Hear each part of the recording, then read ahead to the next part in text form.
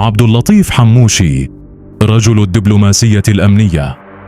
يعد السيد عبد اللطيف حموشي من بين الشخصيات الأمنية البارزة في المغرب والعالم، بتبنيه لاستراتيجية شاملة ومندمجة تجعل من المرفق الشرطي فاعلا رئيسيا في خدمة الصالح العام. استطاع حموشي تحقيق توازن دقيق بين الحفاظ على الأمن الداخلي وتعزيز العلاقات الدبلوماسية الأمنية مع العديد من الدول. إنجازاته لم تقتصر على تعزيز قدرات الأجهزة الأمنية التي يشرف على إدارتها، بل امتدت إلى توسيع التعاون الدولي في مجال مكافحة الإرهاب والجريمة المنظمة. فعند تولي حموشي قيادة المديرية العامة لمراقبة التراب الوطني ثم المديرية العامة للأمن الوطني، كان أمامه تحد كبير يتمثل في تحديث وتطوير هاتين المؤسستين لتكونا أكثر فاعلية في مواجهة التهديدات المعاصرة. وقد ركز خصوصاً على الاهتمام بالجانب البشري وتطوير الوسائل اللوجستية والتكنولوجية من خلال تحسين الظروف الاجتماعية والمهنية لموظفي الأمن، توظيف كفاءات من الجيل الجديد في سلك الشرطة، أنسنة العمل الشرطي وتحديث بنيات المرفق الأمني، اعتماد تقنيات حديثة في مختلف مجالات العمل الأمني والاستخباراتي.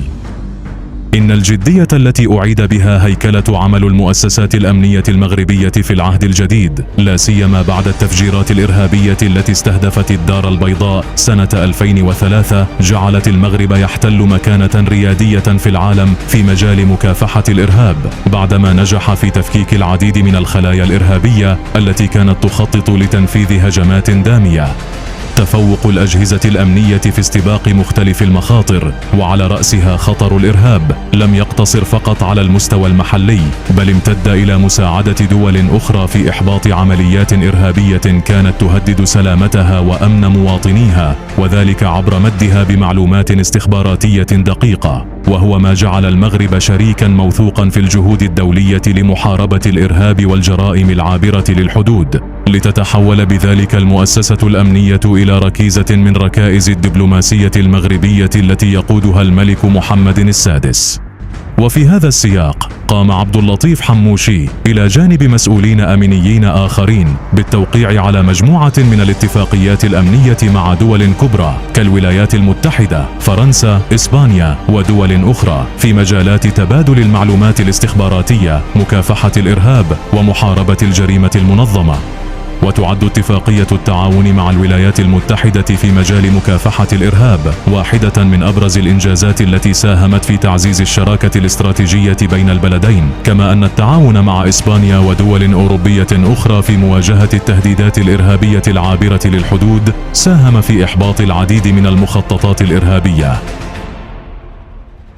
كفاءة عبد اللطيف حموشي دفعت العديد من الدول إلى الاستعانة بخبرته، من بينها إسبانيا، فرنسا، المملكة المتحدة، ألمانيا، تركيا، الإمارات، حيث قام بزيارات رسمية إلى هذه الدول ولقاء كبار مسؤوليها الأمنيين لمناقشة الأوضاع الأمنية إقليميا ودوليا، وتبادل الخبرات لتعزيز التعاون في مختلف المجالات الأمنية والاستخباراتية والتصدي للمخاطر الجديدة المحدقة بالعالم. عبد اللطيف حموشي ليس مجرد قائد أمني، بل هو واحد من مهندسي الدبلوماسية الأمنية المغربية. إصلاحاته العميقة لمؤسستي الأمن التي يديرهما وإنجازاته البارزة في مجال مكافحة الإرهاب ساهمت إلى جانب عمل مؤسسات أمنية أخرى في أن يتبوأ المغرب صدارة الدول الموثوقة والجادة في حفظ الأمن الإقليمي والدولي، وواحدا من صناع الاستقرار في العالم.